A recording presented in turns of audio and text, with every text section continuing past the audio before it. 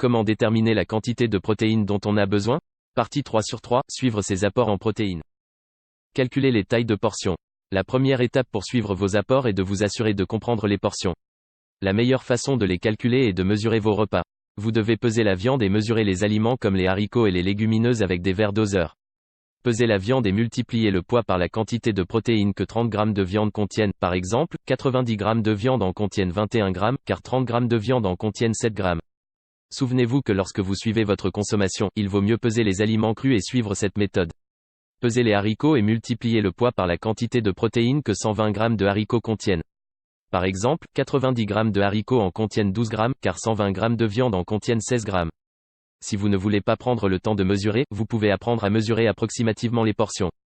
Par exemple, 90 g de viande représentent environ la taille d'un jeu de cartes et 90 g de poisson environ la taille d'un carnet de chèques.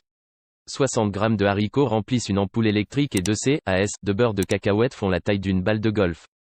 Tenez un journal alimentaire. Un journal alimentaire vous aidera à savoir ce que vous mangez tous les jours. Il vous permettra d'avoir plus conscience de chaque morceau que vous mettez dans votre bouche. Pour tenir ce journal, il vous suffit d'écrire les aliments et les portions que vous en avez consommés tous les jours, y compris la quantité de protéines consommées.